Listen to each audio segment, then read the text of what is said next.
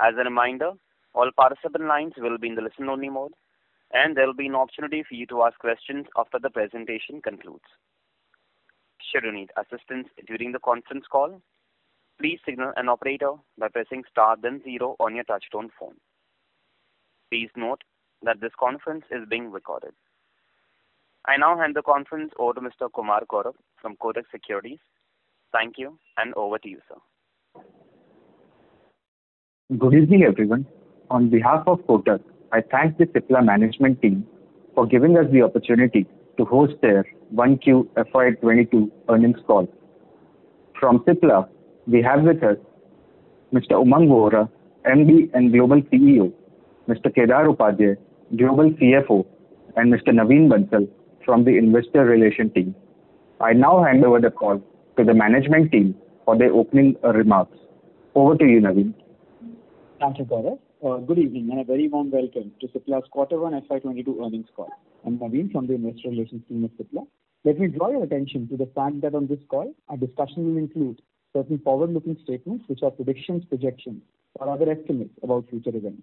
These estimates reflect management's current expectations of the future performance of the company. Please note that these estimates involve several risks and uncertainties, including the impact of COVID-19, that could cause our actual results to differ materially from what is expressed or implied. Cipla does not undertake any obligation to publicly update any forward-looking statement, whether as a result of new confirmations, future events, or otherwise. With that, I would like to request Kedar to take over, please. Thank you, Naveen. A very good evening to all of you.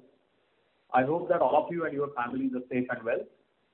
We appreciate your joining us today for the first quarter earnings call for the fiscal year 2022. I hope you have received the investor presentation that we have posted on the website. Before I come to the quarter, I hope you have had the time to review our recently published integrated annual report for fiscal 21. It is our fourth integrated annual report and reflects our relentless focus on improving transparency, governance, and setting best-in-class disclosure practices. This year's edition will also give significant updates on our business reimagination, sustainability, and digital transformation journey. Over the last 15 months, Cipla has entered into multiple strategic global collaborations to support the healthcare ecosystem in the fight against the pandemic and living up to our purpose of caring for life. We continue to stay committed to servicing demand across global markets, monitoring the critical filings, continued portfolio expansion, rigor on cost control, digital engagement, along with seamless coordination in our manufacturing, supply chain, and distribution. Coming to this quarter, we are pleased to report another quarter of robust performance with historically the highest reported quarterly revenues with a 27% year-on-year growth. As we had communicated earlier, we have made a conscious effort to sustain a good share of the operating efficiencies in the expenses line, which has also helped us deliver sustained EBITDA margin of 24.5% for the quarter. We expect these efficiencies to continue in the coming period as well. The revenue growth for the quarter was driven by sustained momentum in our branded markets of India and South Africa, as well as US and API. As alluded in our prior quarterly interactions, we did experience significant traction in our One India business, led by the strong core portfolio tailwinds in the prescription and today's generics business, along with the support from the COVID portfolio during the second COVID wave in India. Excluding for COVID, the portfolio momentum continues to be on track with solid double-digit growth during the quarter. You would have noticed the elevated inventory levels, which have been a conscious decision on our part to ensure the continuity of supply for our medicines. This also includes a portion towards the antibiotic cocktail inventory that we launched in May. We continue to see strong traction in our US revenue run rate, both on a sequential and YoY basis, led by further expansion in the albuterol share and continued respiratory unlocking with the addition of arformoterol in our portfolio. This has helped us offset the erosion seen in the rest of the portfolio. Our profitability for the quarter continues to track well above our full year targets. For the quarter, there is no significant increase in OPEX on a sequential basis. The YoY increase is in line with the core revenue growth. We believe that there is reasonable headroom to drive EBITDA on a full year basis versus fiscal 21. Our free cash generation and operating efficiency continues to drive our net cash position and pre-tax return on invested capital ratio. This metrics now almost 22.1% on a trailing 12-month basis. Coming to the financial performance for the quarter, we'd like to highlight certain specific items which are subsumed in the reported numbers. At a company level, the contribution of COVID is in high single digits for the quarter, and after adjusting for this, the revenue growth maintains a strong trajectory of high teens for the company and respective businesses. While there is a low base baked in these numbers, we are happy to see well-diversified growth in the therapy divisions. Our reported API numbers include a profit share on the commercial supply of an API to a partner.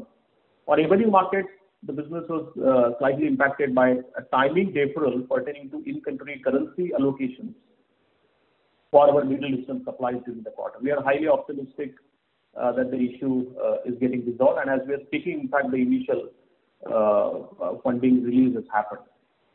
As you may be aware that South Africa in the early part of this month went through challenges related to civil protests. Our Durban plant operations did not get impacted much other than some marginal damage to equipment and storage items. We had sufficient inventory on hand as per the norm, and we look forward to starting full-scale normal operations of the plant soon and resume supplies of the life-saving medicines. We have been very closely monitoring the progress of our specialty assets and evaluate options to structure this part of our business for a sustainable future. As you are aware that Avenue received the second complete response letter on IV tramadol and subsequently concluded a Type A meeting over June-July 2021. In light of this development and from a good accounting practice standpoint, we have taken a one-time impairment of rupees 125 crores on our investment in Avenue during the quarter. It's captured as an exceptional item. For the quarter, overall income from operations is 5504 crores. Gross margin after material cost is at 62.4.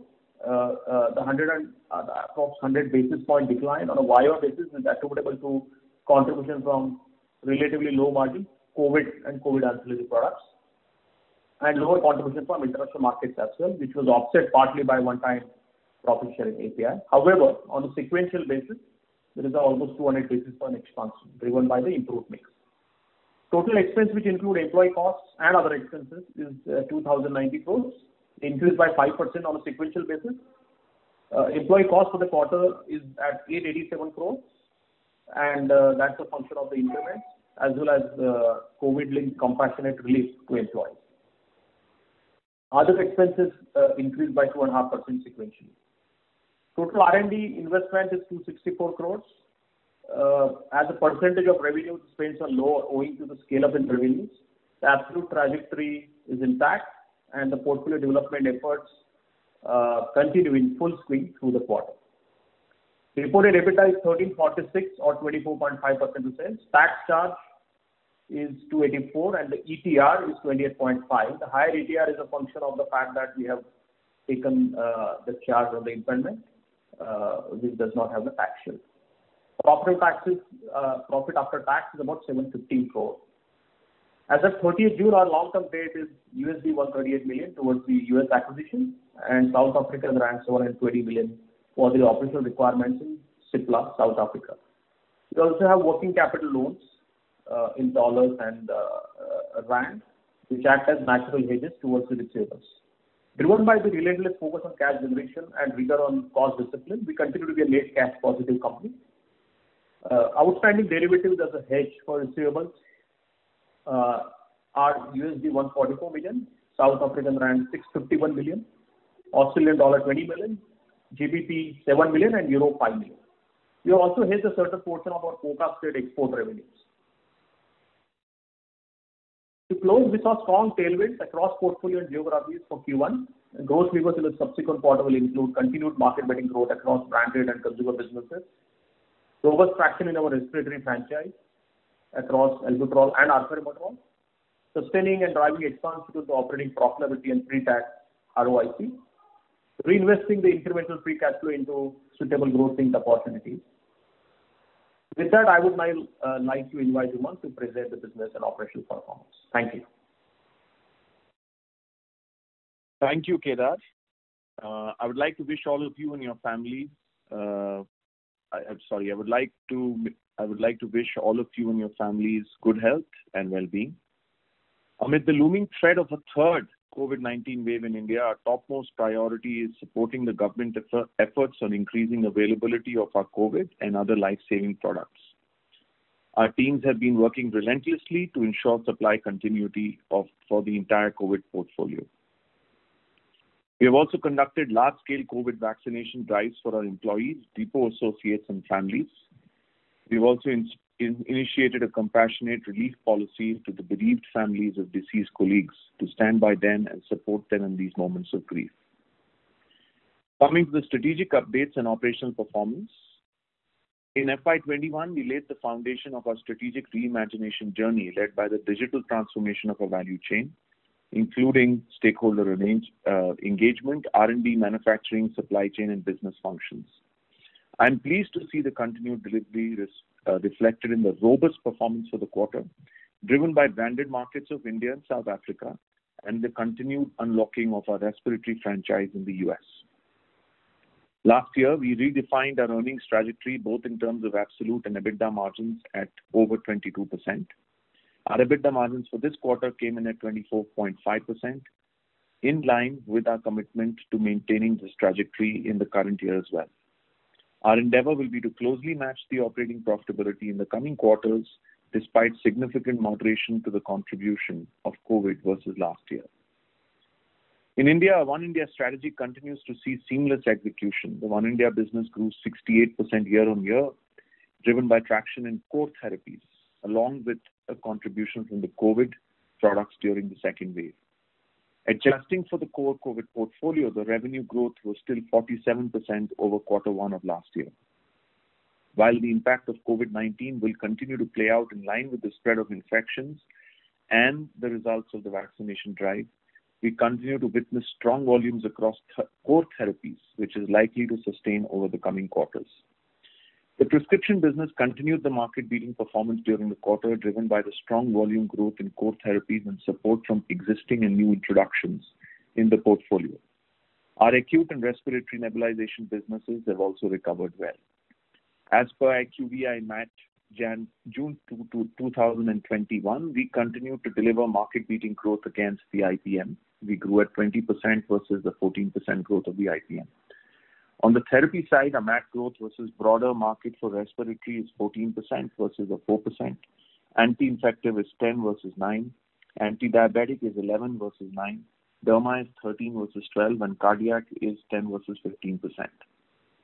Gastro is 13 versus the 17%, and urology we are slightly degrowing versus the market. Cipla consistently ranks number 2 with a market share of 8.2% in chronic therapies and grew by 16% versus the market growth of 12% as per the MAT June 21. We intend to maintain the market-beating momentum in the coming quarter and ensure serviceability across our portfolio. The generics business delivered a strong growth adjusted for product transfers to CHL. The quarter witnessed healthy quarter flow across regions, benefiting from strong demand tailwinds across the core portfolio and the other products that were linked with COVID sales. Our consumer health business reported healthy revenue for the quarter, led by growth in organic anchor brands as well as continued traction in all of the 6 consumer brands transferred in FY21 from the generic business.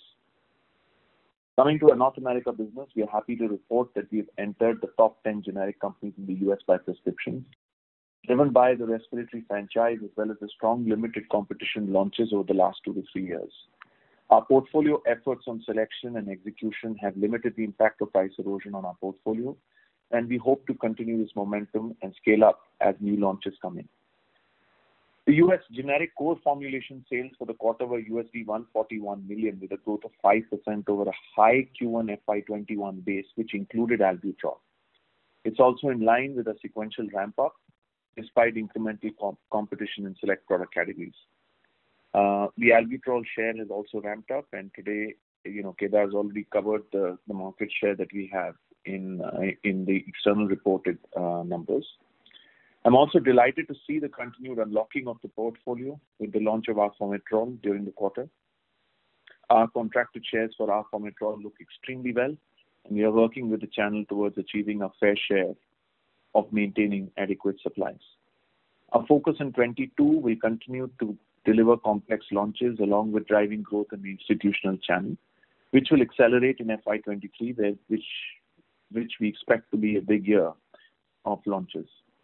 On Advair, we are working with the FDA and responding to the queries, and will continue to share the updates on the progress of the file. We continue to work with the FDA on the observations on the Goa plant. We have equipped the plant with the required infrastructure to facilitate any virtual audit in case the agency requests one.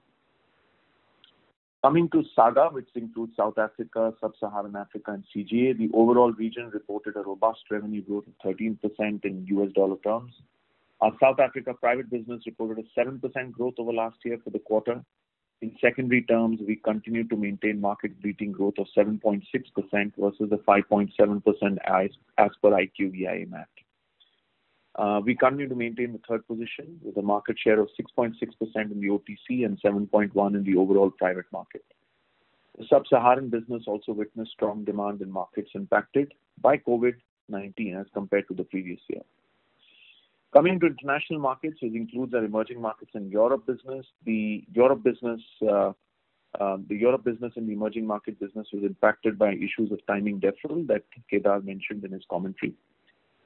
We are optimistic that this issue will get resolved and subsequent billing shall happen in this quarter. The API business reported a growth of 69% in US dollar terms and includes a profit share on the commercial supply of an API to a partner. Turning now to our outlook, we look forward to building this strong start to FY22. The underlying momentum of our growth drivers for the portfolio continues to be robust across markets. We will allocate capital to enriching our capabilities across portfolio and digital technology platforms to enable the patient care continuum. Our near-term priorities include a continued execution on the demand levers in the chronic and acute therapies, improving the manpower productivity across branded and generic markets of India and South Africa, active advancement on innovative consumer-centric products to accelerate the augmentation of our global consumer wellness franchise across India and South Africa, continue to lead the respiratory categories such as for albuterol and for arformoterol, and strengthen and accelerate our lung leadership aspirations. Maximizing the value opportunity in the US complex generic space with launch momentum and with facilities always in compliance and control, and continued vigil on cost and cash management, operating margins, and return on capital employed. I would like to thank you for your attention and will request the moderator to open the session for Q&A. Thank you very much. We will now begin the question and answer session. Anyone who wishes to ask a question may press star and one on their touchtone telephone. If you wish to remove yourself from the question queue, you may press star and two. Participants are requested to use handsets while asking a question. Ladies and gentlemen, we will wait for a moment while the question queue assembles. Participants, you may press star and one to ask a question. The first question is from the line of Neha from JP Morgan Chase. Please go ahead. Yeah, thank you for taking my question. My first question is on the US business. We have seen a fair bit of momentum in albuterol market share over the last few quarters. I'm not even looking at this quarter, but over the last few quarters. But our US business has been, sort of range bound in the 135 to 140, this quarter 141 million. Is the core portfolio seeing higher than anticipated, erosion, and when do you see the next inflection in the US business, in your view?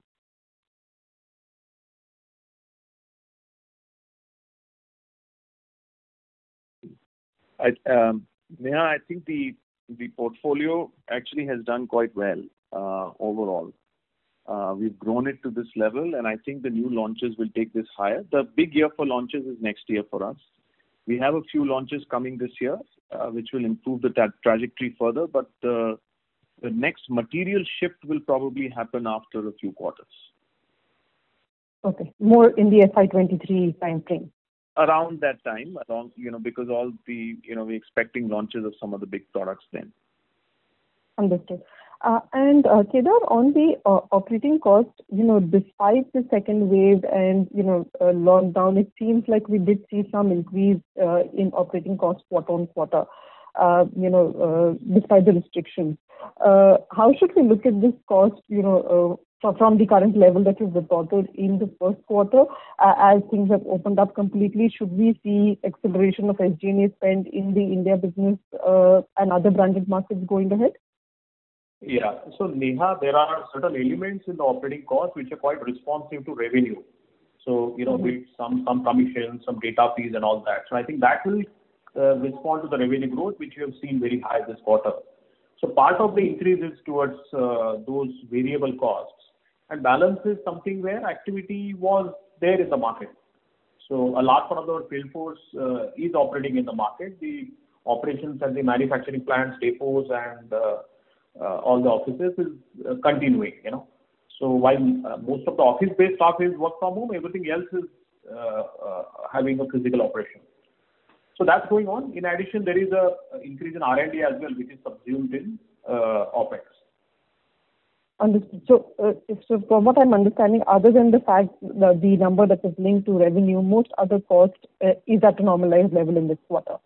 Yeah, that's correct. And maybe I think sequential quarter comparison is probably more appropriate comparison, as we continue to believe that we have been able to retain some efficiencies that we realized last year. Understood. And one other question, if I can squeeze in. In terms of the R&D cost, you said that the absolute number, should maintain the trajectory that we are seeing. So, on an absolute basis, will the spend this year be similar to what we've been doing in this quarter, or more like FY20, which also included, some cost from Advair? It will be somewhere in between, and that will be a function of how the trials get initiated. So, Neha, it will be somewhere in between. Understood. Okay. Thank you so much, Kedar. Yeah. Thanks. Thank you. The next question is from the line of Nitya Bala from Bernstein. Please go ahead. Yeah, thank you. So my question is on some of the complex products that you're expecting approvals for in FY23. So Advair, for example, or Abraxane, for example. Will these require a prior approval inspection by the FDA? And if that is the case, do you have any visibility on when that might happen, or is that likely to prove to be a bottleneck?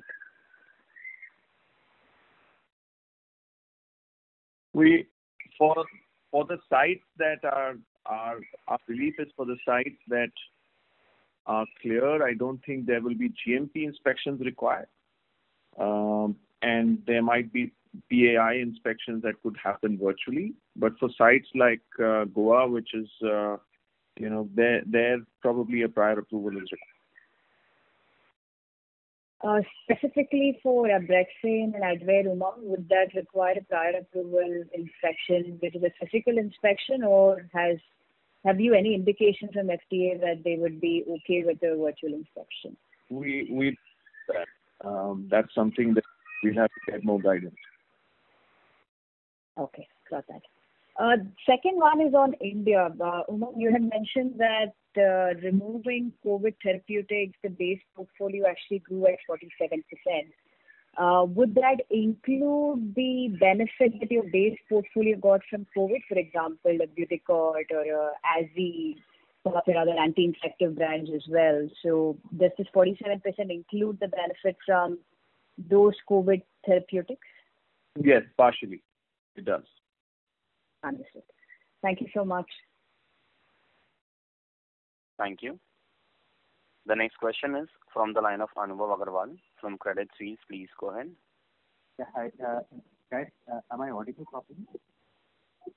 Yes, Anubhav. Okay, great.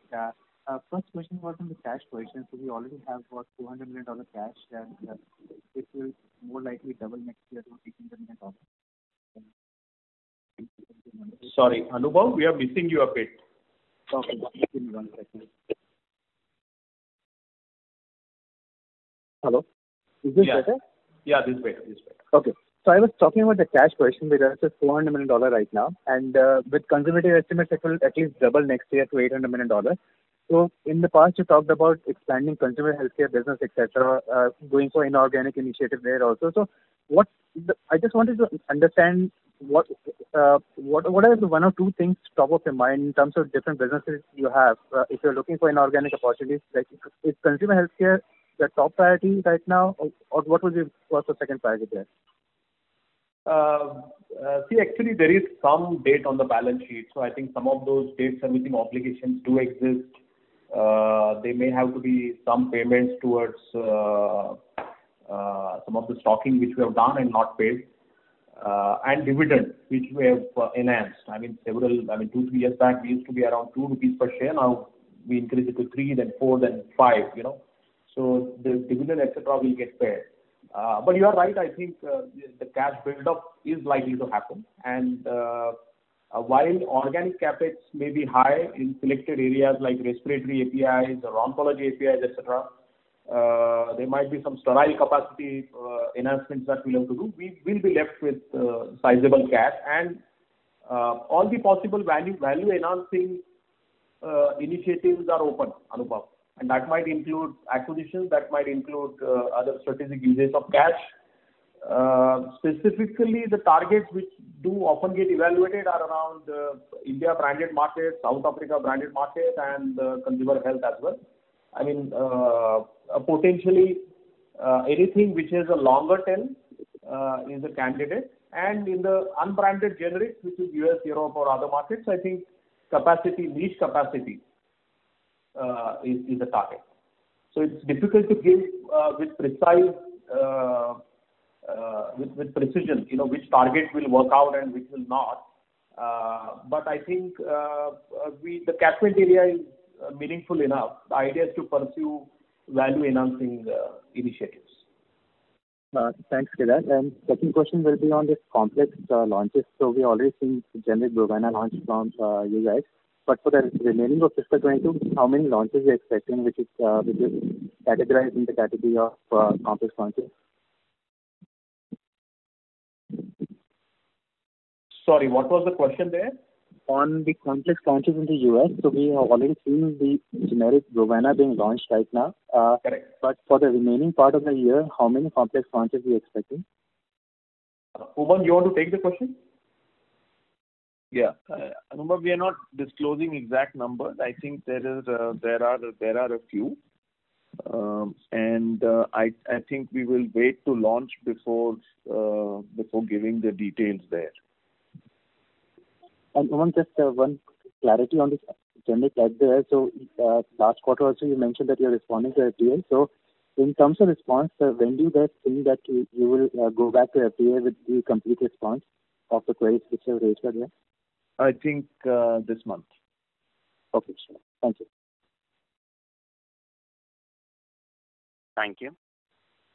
The next question is from the line of Nitin Agarwal from DAM Capital. Please go ahead. Hi, thanks for taking my question. Umang, just to sort of clarify one of the earlier comment about the EBITDA margin sustainability. So we had 24.5% EBITDA margins for the quarter. So is it understanding right that for the year we're expecting to maintain margins around these levels despite the COVID impact not really being there in the numbers? No, I understand where you're coming from. We are saying that we will maintain our trajectory, versus the last year, despite the last year having COVID, right? So there might be a quarter where COVID may have taken our margin to 24 or 25. But net of that, we will continue to maintain our trajectory at the 22.5, 23 that we have guided quarter on quarter. Got it. That's understandable. Secondly, on the India sales, now obviously April, May were huge sales for the industry and especially for people like you who've done a phenomenal job in servicing the demand. Now, assuming there is no major fresh outbreak of wave 3 which comes through, how should one really think about India sales for the industry and for ourselves for the balance 9 months? I'm not sure that I can give you a way to look at it. What I can say is that minus COVID, the market should show the 10 to 12% growth. With COVID, obviously the COVID product sales take over. So I think doctor visits have resumed, more or less people are going. So I think a 10-12% growth in the market is possible. Minus the COVID impact. So last year had lots of COVID quarters as well. So if you take out COVID, core product portfolio should probably show that amount of growth of the industry. And we should continue to outpace the market growth as we've done in the last several quarters now. Yes, we are hoping to do that. But I think the market should come. So it's at the same time, I have to say it's very difficult to predict when a wave will come or not. Right. And also there will be a shift in, what gets used in every day. So I think that is also going to make a change. If you can squeeze in a last one. In the recent annual report, you made a mention about a peptide in-licensing strategy, peptide products. So, and there was one NDA peptide also that we filed. So, can you just probably, we haven't discussed much of this in the past around this peptide portfolio. Can you just throw some light on that? Well, we have about 3 peptides now in our portfolio.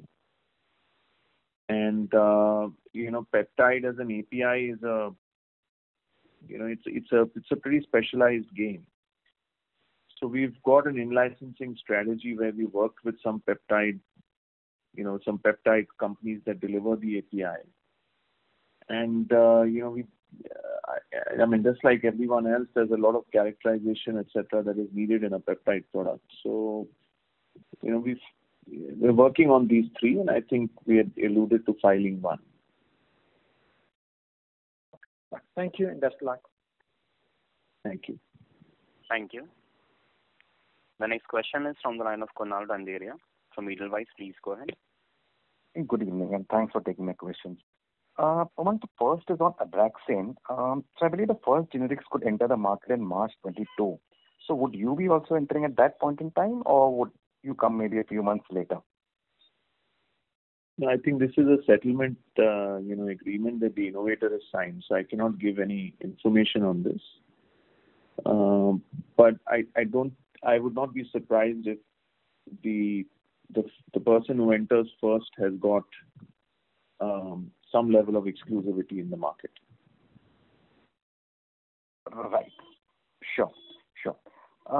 Second question is on this antibody cocktail. It seems to be getting increasing traction from the medical community in the developed world as a means to prevent COVID infection. So I'm just wondering what your thoughts are on its potential in India and what are your commercialization plans? So I think India, the antibody cocktail, I think as a therapy in terms of data, that's available to us now, both for prophylaxis internationally, available in terms of prophylaxis, as well as both vaccinated and unvaccinated people who are getting COVID outside of India are being administered this cocktail if they need it. And remember, the cocktail is only approved for mild to moderate conditions. So I think the use outside is significantly higher today, manyfold compared to what the use in India is. And I think this market needs to be, I personally think for somebody who's not been vaccinated or who's had just one shot but has unfortunately got COVID, I think the antibody cocktail has a very, has a fair amount of utility, especially if the patient is very high risk, right? Has another comorbidity or is high in age. So we have seen a lot of data in India where this has been administered to people, and they have and even several old people, and they have had good results after the administration of the cocktail.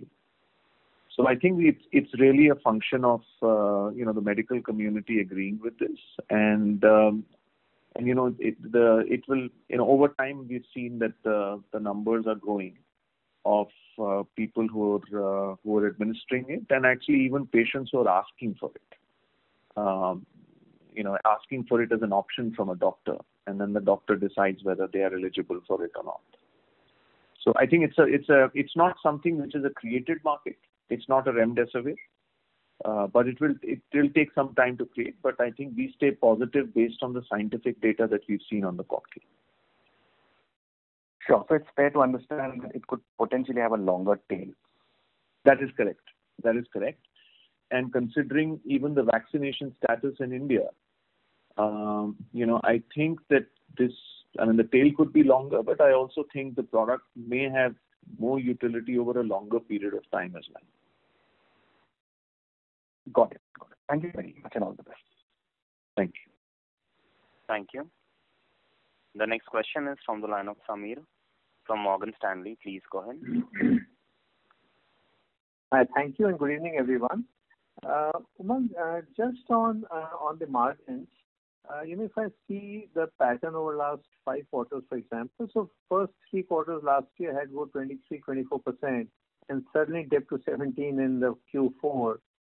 And now that you are guiding for 22.5, 23% for this year, just wondering, one down quarter, and that kind of,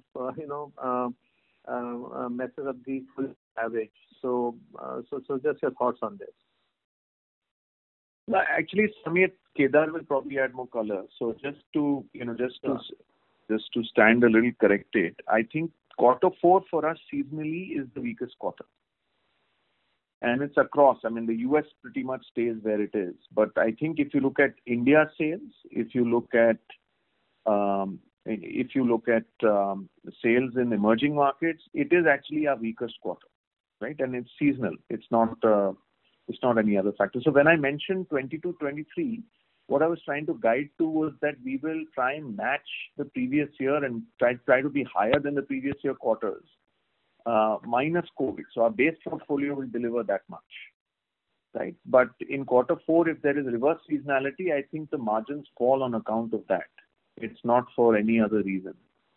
So I think product mix and margins fall in that quarter. So we will hope to do better than the previous quarters for sure in our core business without COVID. But I can't predict the COVID waves and how they will work. So for example, quarter 1 of the previous year had no COVID, with relatively no COVID sales. But quarter 2 of the previous year has very high COVID sales. But in quarter 2, it's unlikely that we'll have COVID sales to the same amount in this quarter. But we are quite confident that our core business will beat last year's core business in this quarter, and quite significantly. So that's how we are planning. That's how we are planning the quarter. So the endeavor is to beat last year's core business profitability, which we believe was in the range of 21 to 22% most quarters, other than quarter 4, where reverse seasonality reduces our margins, and therefore in quarter 4 also we'll try to beat last year. We may not be at 21, 22, but average for the full year we will come in at that level. Okay, Umang, this is very helpful. Thanks. And just on this Q1, there were 2 big one-off items, if I can, one second. And one was the one-time profit share on API, and versus 125 crore, I think you mentioned on write-off on Avenue Therapeutics. So if I just offset one versus the other, then would you say that your 715 crore net profit is a core underlying profit for the quarter? Maybe Kedar can answer that. Yeah. So I think on a PAT basis, one can offset that, Samir. But there is a growth which is linked to COVID. So that's something which we won't be able to predict going forward. Got it. So that's the third adjustment. Got it. Okay, perfect. And just one last question from my side, and that's on the India pricing environment. Anything that you can share? How was Q1, which I think is when a lot of price increases happen in the outlook for fiscal 22 for India pricing? Yes, Samir, we don't understand your question. You're referring to the YOY price increase? That is correct. The price increases that you would take for India portfolio. So what's the outlook for this year, and how was the Q1? Yeah. So that's all regulated, as you know. I think we do have almost 30% and upwards of the portfolio under DPCO of the prescription business, and that follows the WPI pattern, which was minuscule this year. And the balance one, I think our attempt is to see to what extent price increase gets absorbed in the market, and then we do take price increases. But would you say that for that 70%, 3 to 4% increase is what is a normal, and that's what you would take for fiscal 22? Yes, actually it comprises several buckets, Samir. I think one bucket is injectable, where actually we do take price dips, and there's another bucket which is highly competitive, and we take a call not to increase anything. So I think there are 2-3 buckets, and there is surely one bucket where the pricing window is available. And there we go to the extent what is allowed by the regulations. Okay, great. Yeah. Thank you so much. Yeah. Thank you. Next question is from the line of Harith Ahmed from Spark Capital Advisors. Please go ahead. Hey, good evening. Thanks for taking my questions. Last quarter, you had indicated your plans to initiate clinical trials for a couple of inhaled products this year. So are we on track for this? And have you initiated this already?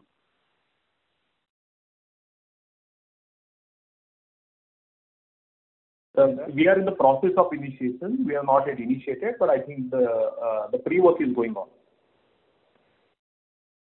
For both the products? Yes. Okay. And on Avenue Therapeutics, we've taken an impairment this quarter. So does it mean that we will not be exercising the option to acquire the remainder of the companies? Yeah, I guess so. We have not yet chosen that option. I think the impairment is a function of the fact that it's a listed company and the investment needs to get mark to market at every quarter end. So appropriate discount has been applied and the impairment has been taken. But at this stage, it's not definitive whether we are going ahead or not going ahead. So that evaluation is still on. All right. And then last one on trade generics business. Last year we had a very strong growth for this segment.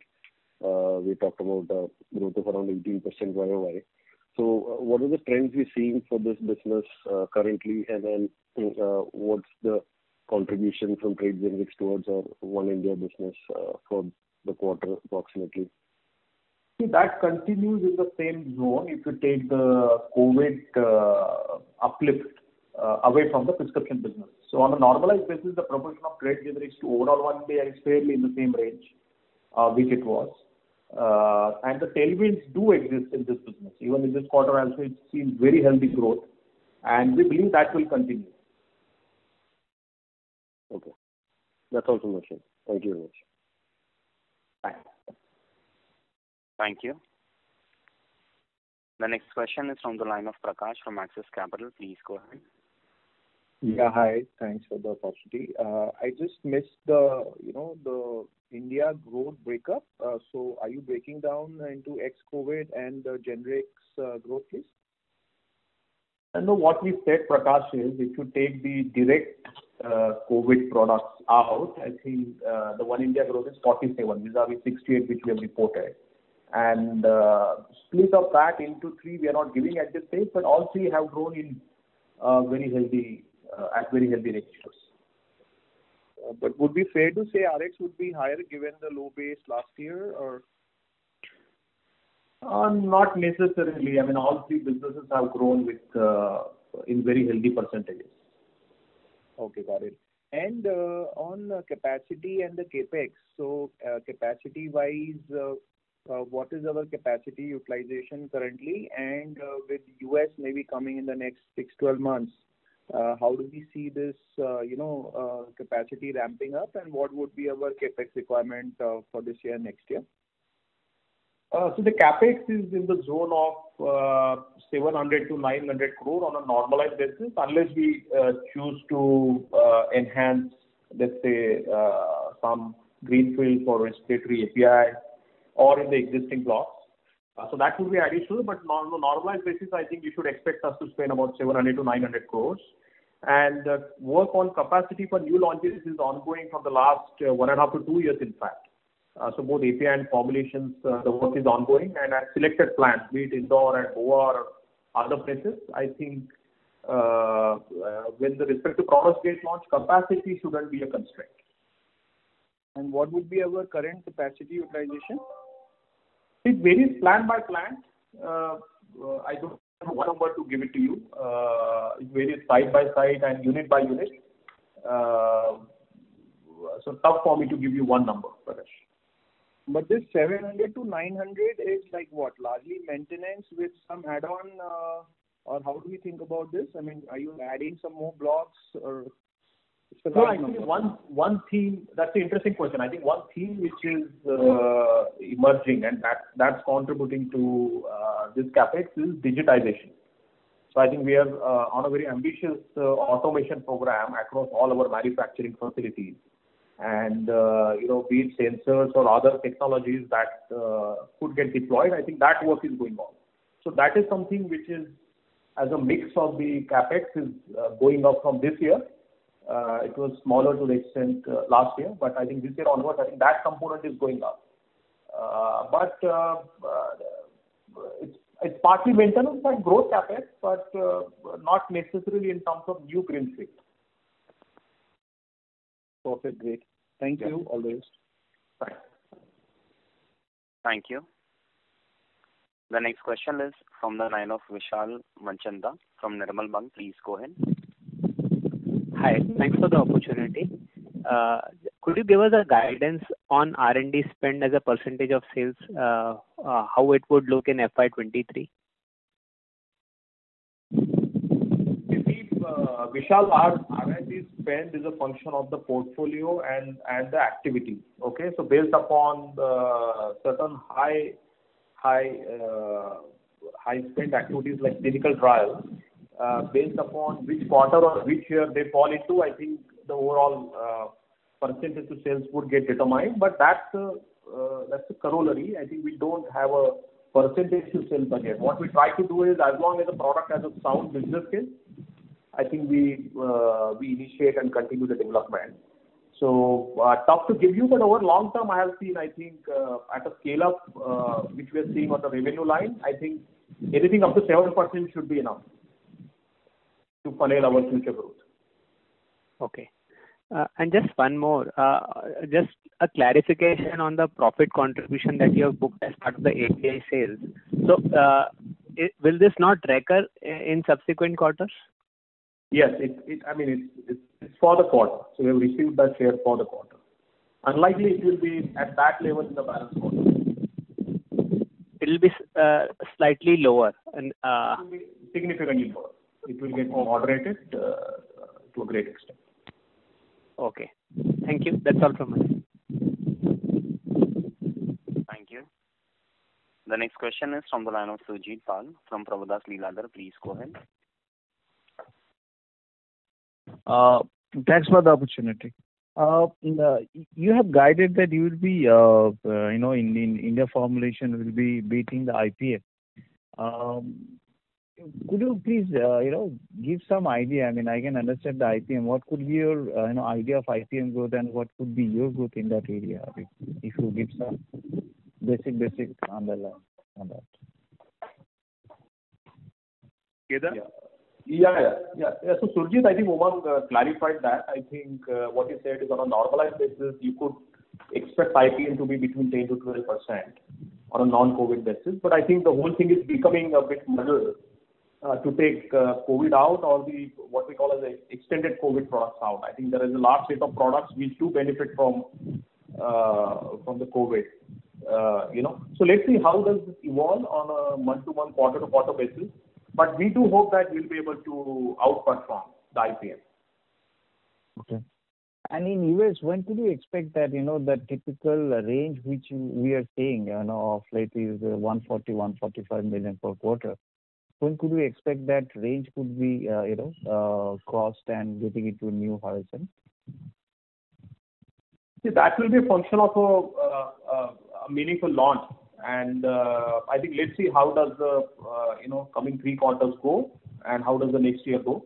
But that will be a function of a large meaningful launch. But any guidance that when could you see that barrier to be broken? Surjit, not at this stage. I think let's take it as the way it comes. Okay. Thank you, and all the best. Yeah. Thanks. Thank you. The next question is from the line of Surya Patra from Phillip Capital. Please go ahead. Yeah, thanks for this opportunity. First question is that on the COVID side, you see this antibody cocktail that is still not, I think, part of the common treatment protocol what ICMR has released. Any specific reason for that? Means whether it is because of the availability is limited and that's why it is not being part of the common treatment protocol.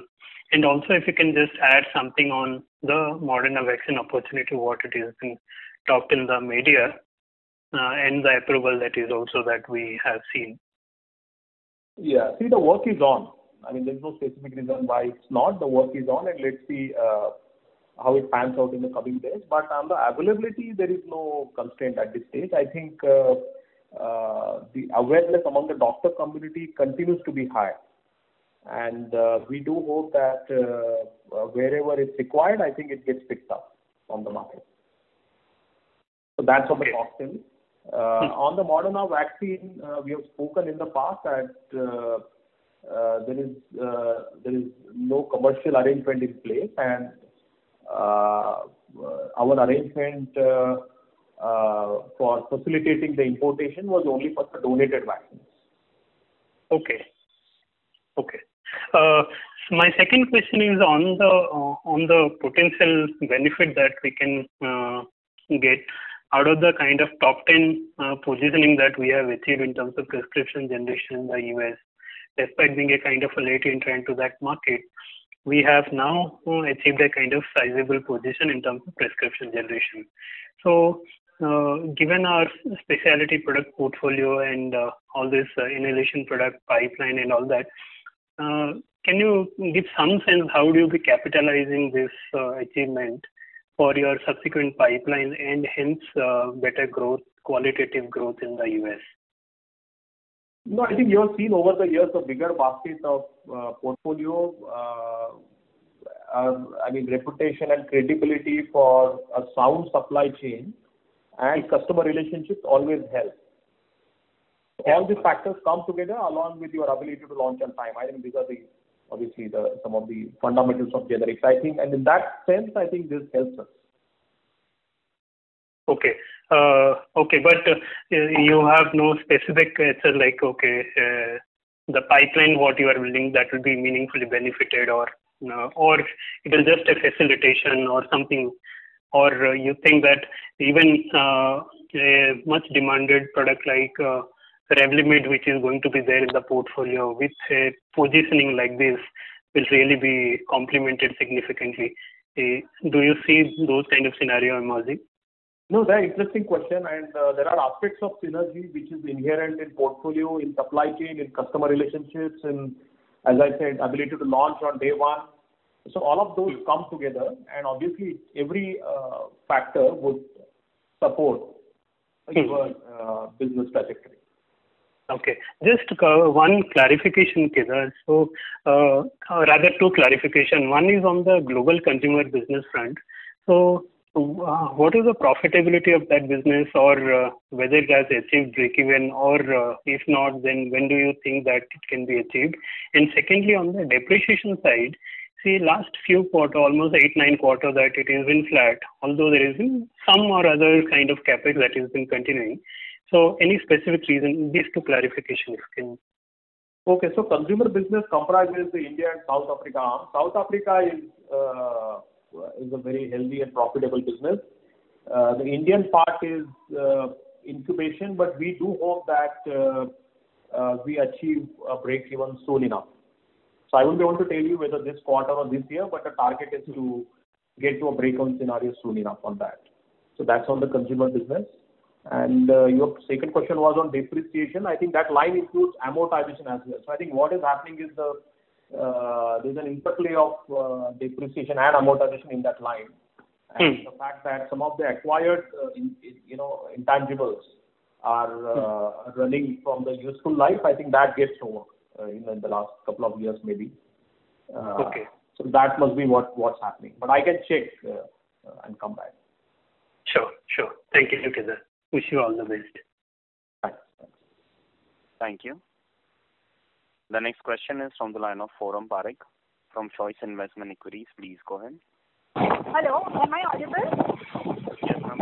Yes. There is some background noise, but we can hear you. Yeah, congratulations on a good set of numbers. I just wanted to understand on the North America side, we saw that Albuterol has recorded good sales, but then I just wanted to understand with the entry of new competitor and all, how sustainable it is, and if we can throw some color, whether we are going to take a price cut or not, and what market share are we expecting? Yeah, Albuterol has the overall generic Albuterol market is a large market. and there is a meaningful headroom for us to grow even on the current base. I think that's where we are targeting. It will be tough to give you specific target in terms of market share, but you're seeing the traction every month. Over the last 14-15 months, we have launched the product, and that could be over time. Okay, and so you spoke on the new launches in the next year in North America region. So I just wanted to understand how much percentage of the sales would it be, the new launches? So it would depend on... I'm not citing to that, and it's extremely difficult because of the timing and everything else. Okay. And on the India business, I just wanted to know like how much percent of the branded business would be, the branded portfolio would be of India's business? That would be upwards of 70-75% or so. Okay, that's helpful. Thanks a lot. Thank you. Ladies and gentlemen, we'll take the last question from the line of Krishnendu Saha from Quantum Asset Management. Please go ahead. Yeah, hi. Thank you for taking the question. Kate, I just once again, sorry, I'm audible? Hello? Yes. Hello? You're audible. Yeah. You're audible coming to muffled. May I request you to speak through the handset? Yeah, just a minute. Hello? Go ahead. Yeah. Just to get an understanding of the margin, sorry to come back to the margins again. If I look at the revenue just on a quarter-on-quarter basis, it's just because of the COVID and the Indian business is doing well. Besides that, besides API a little bit probably, and every region is like flattish or flattish types. So what I'm trying to understand is the EBITDA margin, and with the cost in manpower and the material, there's a shave off of 1.5%, 1%. So going ahead, just to understand the EBITDA margins a little bit more, if do we see the costs being contained at the absolute level as is right now till the EBITDA level, and what happens if the COVID revenue starts falling in the next 2 quarters? So how does it look? Just I know you said it's 22, 25, 23% margins is what you're going to get, but just is it because of a lot of being driven by cost, or is a lot of being driven by revenue? Is there a lot of because of that, and will the cost come back? That's what I'm trying to understand. Krishnendu, I will give you 2-3 pointers to help you understand how it will evolve. So firstly, the gross margin of COVID products we have seen usually is lower than the overall company reported gross margin. Okay, so that mix will determine how much will be the gross margin going forward. The OpEx includes a portion which is linked to sales. So there are commissions and other discounts and some of the data fees, etc., which are linked to sales. So I think to the extent sales move up or down, I think that portion of the OpEx would change. And R&D is discretionary based upon the progress of respective molecules. So I think that's how the P&L would get shaped up, Krishnendu. But I think like what Uma clarified, that our attempt is to, despite not having as much COVID as last year, our attempt is to meet or exceed what we reported for the last year. Sure. And just last question on the Brovana front, we just I got from a friend like you got a 11% market share. Do you think this is going to be a meaningful going ahead product for us? Yes, it will be. It will be. The contracted market share, by the way, is far higher than what gets reported, obviously, because there is a lag effect. But it is a important product. And in Proventil, what is the market share? Could you give us for that, if possible? I mean, it's healthy double digit. I can get you the exact. More than fair share. We have more than fair share of market. Yeah. Sure. Thanks. Best of luck. Thank you. Thank you. Thank you very much. I now hand the conference over to the management for closing comments. Thank you. Thank you so much, everyone, for joining us on the earnings call today. In case you have any follow-on questions, you can reach out to us, write to us at investor.relations@cipla.com. Wishing all of you a great evening ahead. Thank you so much and stay safe. Thank you very much. On behalf of Kotak Securities Limited, that concludes this conference. Thank you for joining us. You may now disconnect your lines. Thank you.